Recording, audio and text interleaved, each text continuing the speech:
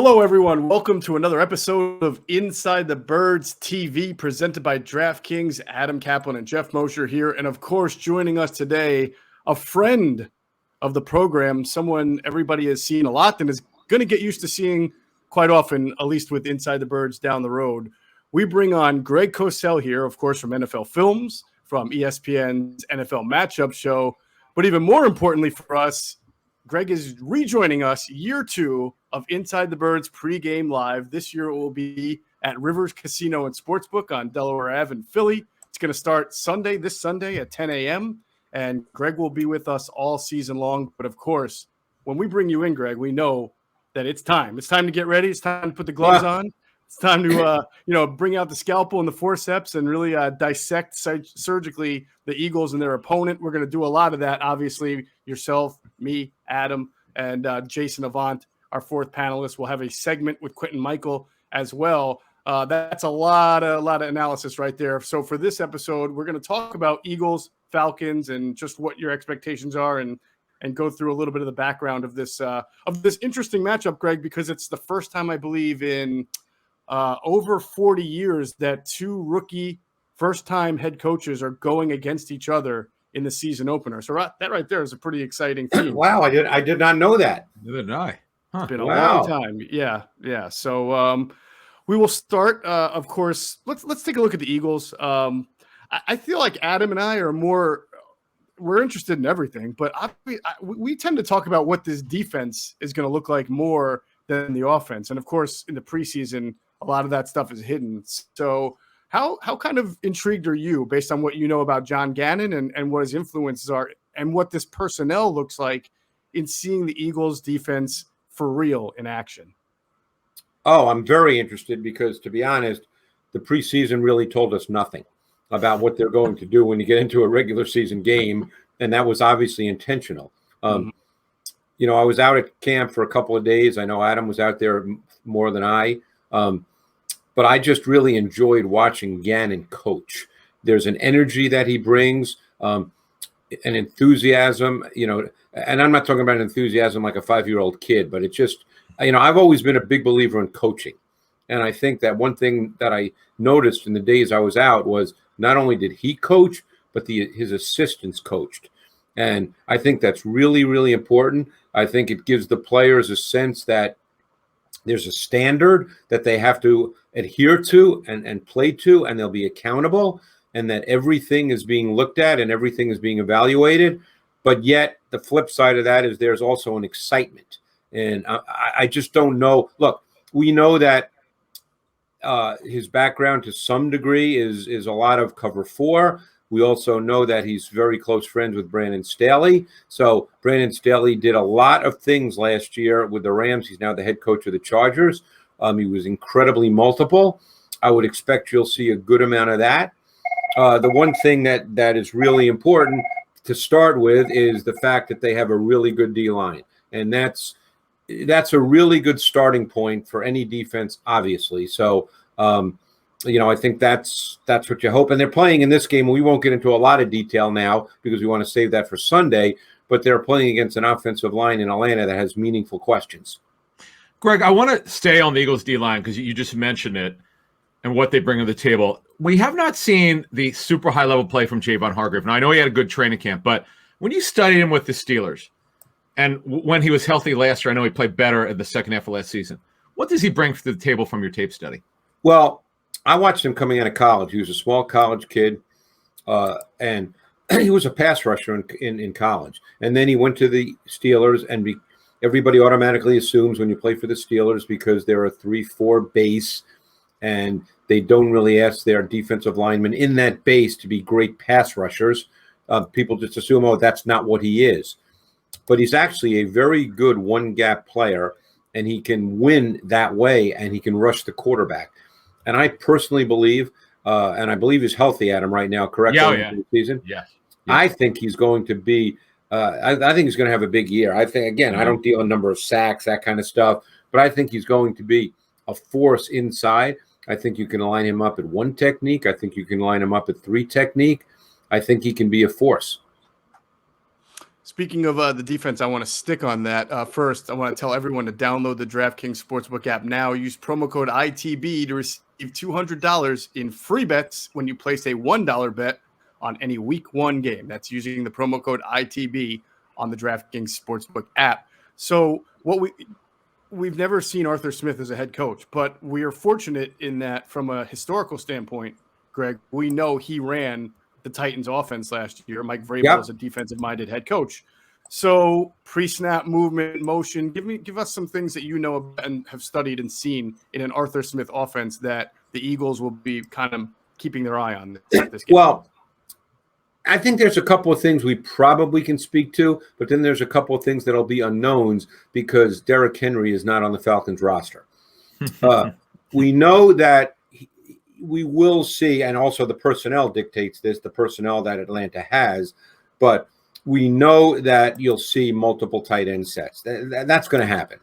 So, and obviously Kyle Pitts is there, and Kyle Pitts is a very intriguing player who can line up anywhere in your formation, but you'll see multiple tight end sets. And by the way, just as a quick aside, and we'll get into this more on Sunday, to me, that's a fascinating element of how Jonathan Gannon and the Eagles defense match up to, let's say, when Pitts and Hayden Hurst, who's also very athletic, are on the field. Do the Eagles view that as having base personnel, or will the Eagles play nickel to that? I think that's a fascinating element to the game, which we'll discuss more. But getting back to Arthur Smith, so we saw a lot of multiple tight end sets. He played with a fullback in Tennessee. They've got a fullback in Atlanta. So I think you'll see 21 personnel. Now, they don't have the one singular back that you say, wow, but they have Mike Davis. They signed Wayne Gallman. I mean, I think that the run game will still be a starting point and a foundation for what they do. They're not good enough on the O-line to ask Matt Ryan to drop back 45 times by choice, especially since he's not an athletic mobile player. Greg, you mentioned Hayden Hurst. Let's leave numbers aside. This guy's a former first-round pick, so obviously he's pretty gifted. I understand he played baseball. He's an older player. But why has he not risen, based on your tape study, why has he not played quite to that first-round level? Well, then you get into just volume stats. I mean, he did catch 56 balls or something along those lines, a year ago. It's not as if he's not a good player. It's very possible in this offense he might become more of a volume player. We don't know that, but he is very athletic. He can run. He had some very big plays for Atlanta a year ago, vertical type plays. He can do that. He can work the middle of the field. He can run the seam routes. So we don't know what this offense will specifically look like. Obviously, I'm not sitting here saying he's Tony Gonzalez, and we don't know what Kyle Pitts will be and how he will be used. He'll be a good player. We just don't know exactly how he'll be used. But if you think back to when Matt Ryan had Tony Gonzalez, I mean, Gonzalez had, 140, 150 targets. So, Matt Ryan has no problem throwing to tight ends if those are the weapons. Greg, we haven't talked to you on this platform, I don't think, since the Eagles signed Steven Nelson. Right. So the last time we all spoke, it was like Darius Slay, and who knows who's going to line up opposite him. How much better do you feel, if any, about the Eagles secondary, specifically their cornerback tandem, now that Steven Nelson is in the fold? Well, I like Steven Nelson. I liked him since he came out of college. He went to, I believe, Oregon State, and I remember watching him in college and feeling that this kid is competitive. He's aggressive. He's feisty. He plays with a swagger. Is he ideally what you want in terms of size and speed? No. But he's been a starting quarterback in this league for multiple teams, and he's played pretty well. Now, he's not a 4-4 guy. I don't think you'll see him on Calvin Ridley. I think it'll be Darius Slay, and we'll get into that as well in more detail. But I think you can line up and play with Steven Nelson. He's a tough guy.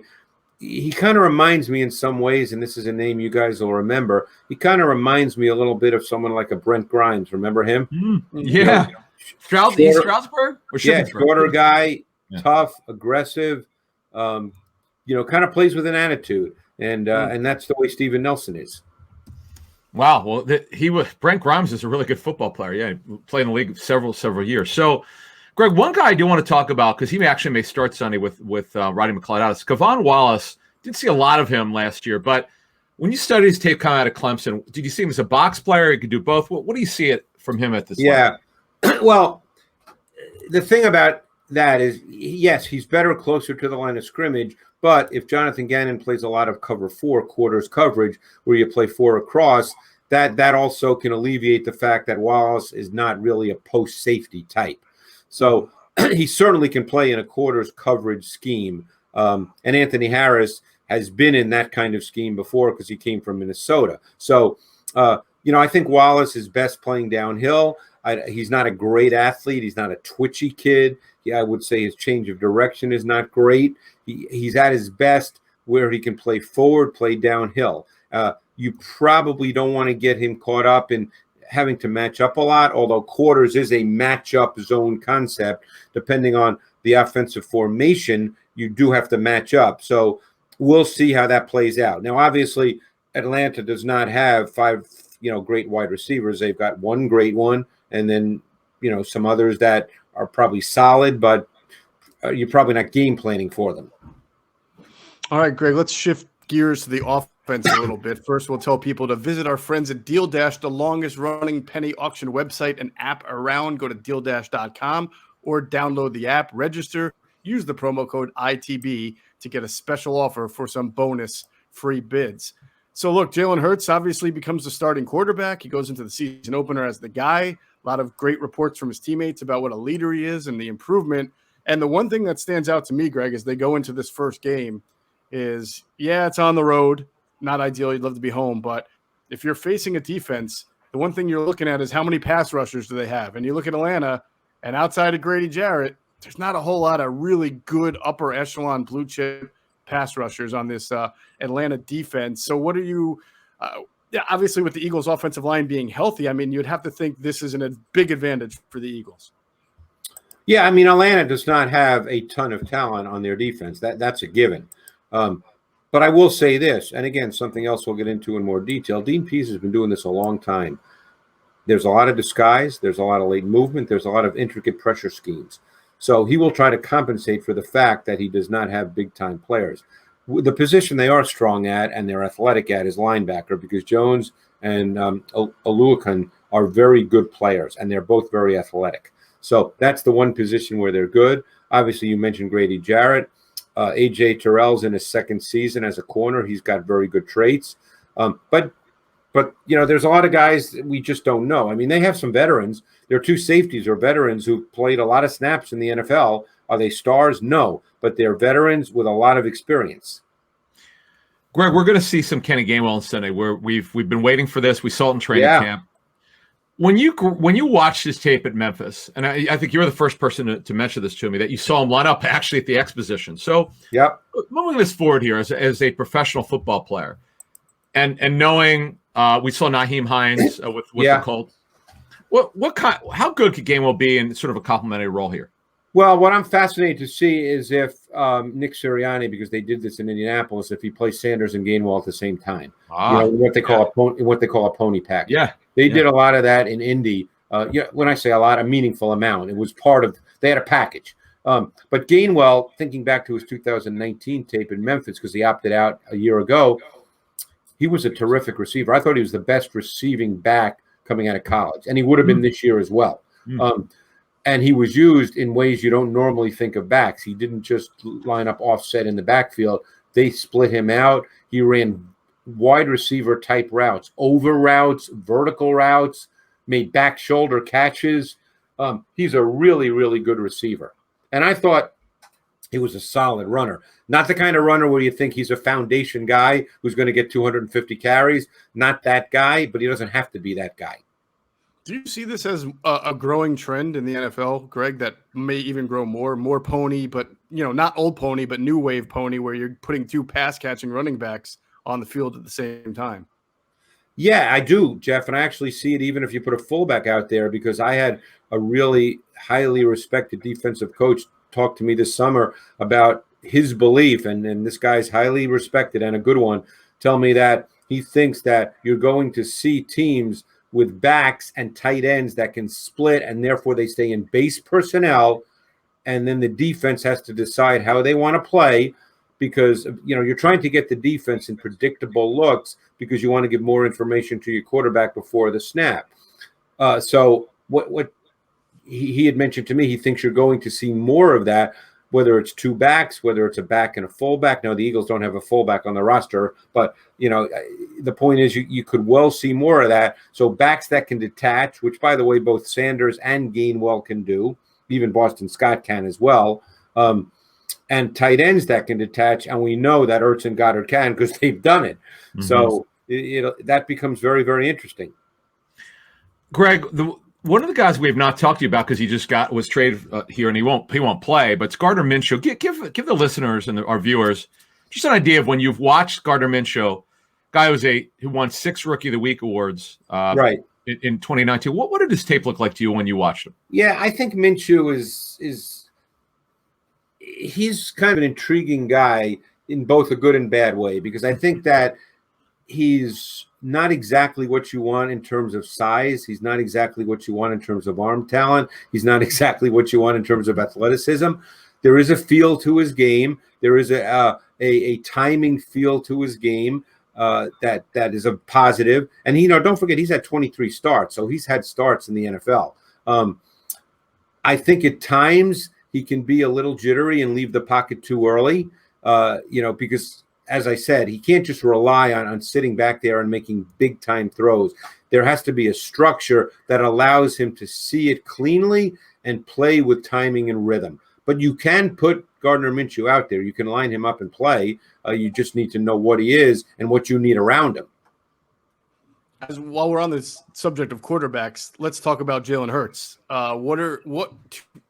You've been on our show before. You've talked about some of the things you would have liked to have seen better out of those 4 starts, but we also realize that the context of those 4 starts is it's a lot different than it's going to be on Sunday. So what are you mostly looking at when you're going to put the tape on after the game to see from him?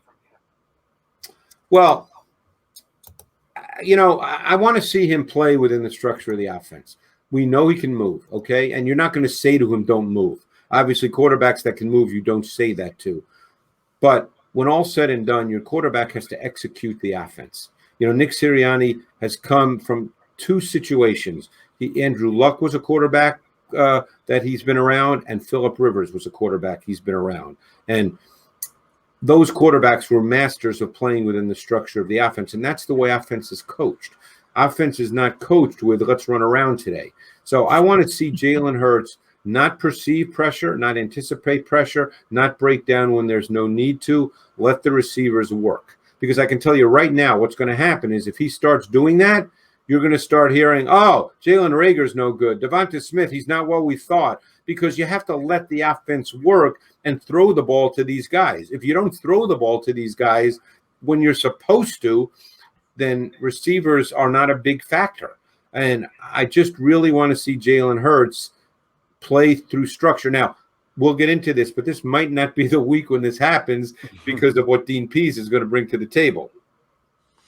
Greg, one guy of the group that you didn't mention, the receiver, is a guy that, quite frankly, did next to nothing last year. That's Quez Watkins, but he had a good training camp.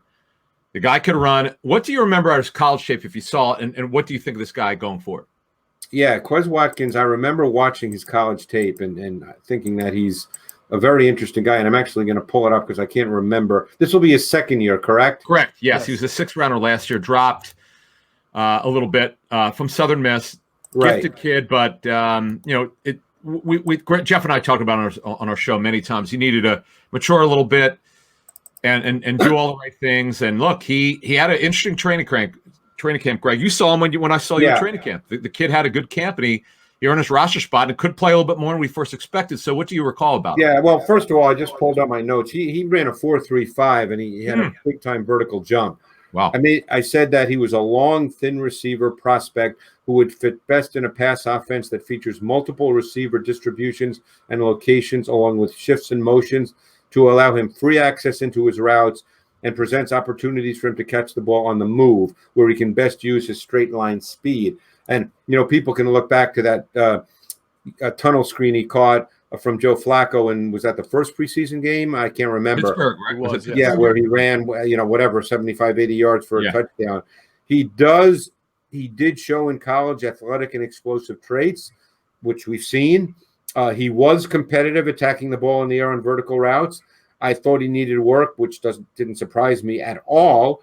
I thought he needed work on route running detail and nuance, but he's an explosive player, and you always would love to have explosive players. They've actually got, assuming he's their third, I don't know how the Greg Ward situation plays out, but let's say it's Rager, Smith, and Watkins.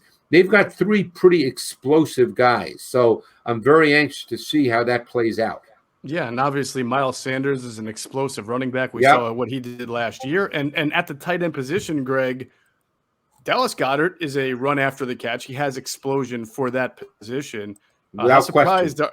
As we go into the opener, Zach Ertz is still on the roster. Nick Sirianni comes from that offense under Frank Reich where they had 2 tight ends. It wasn't something they used as much as Doug Peterson, but nobody did.